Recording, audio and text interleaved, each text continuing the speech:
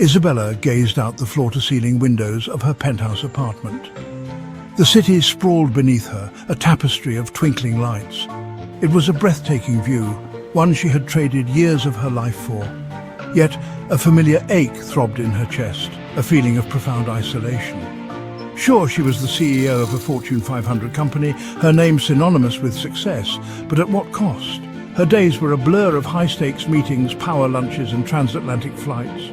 Her phone buzzed incessantly with demands for her attention. Every decision, every word was scrutinized, dissected, analyzed.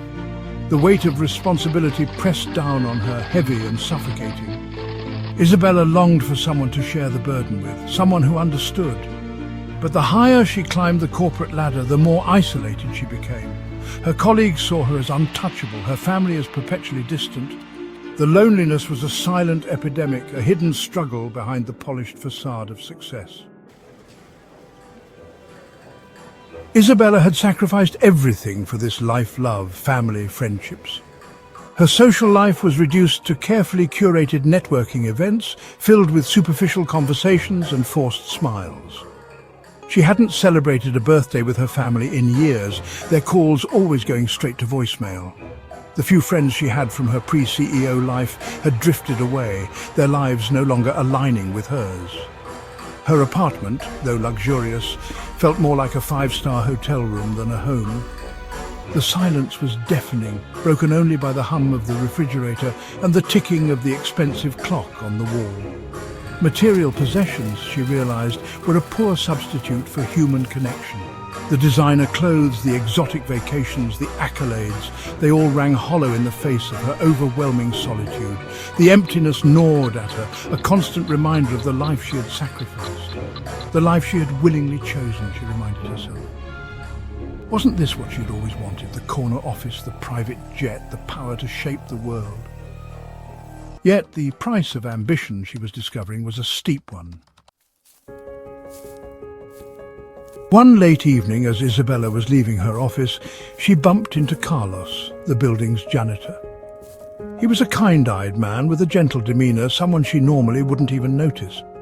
But tonight, something about his warm smile drew her in. They struck up a conversation, a simple exchange about the weather, the city lights.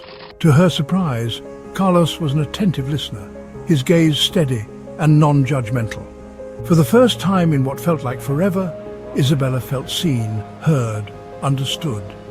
He didn't care about her title or her net worth. He saw her, the woman behind the CEO mask, the woman grappling with loneliness. "Lonely up here, isn't it?" Carlos remarked, gesturing towards the expansive view. "But sometimes the stars keep you company."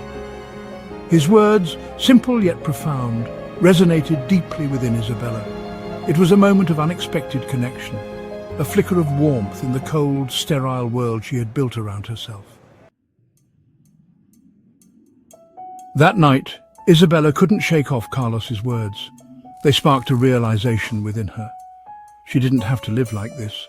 She could choose to break free from the self-imposed prison of her loneliness. It wouldn't be easy, but she knew she owed it to herself to try. She started small, reaching out to her family, scheduling video calls, making an effort to bridge the distance she had created. She reconnected with old friends, apologizing for her absence and expressing a genuine desire to rebuild those bridges. Isabella even joined a CEO support group, finding solace in the shared experiences and vulnerabilities of others who understood her unique struggles. She began prioritizing self-care, incorporating meditation, exercise and healthy eating into her routine. Importantly, she started delegating more at work, trusting her team and fostering a culture of collaboration rather than isolation. Slowly but surely, Isabella felt a shift within herself.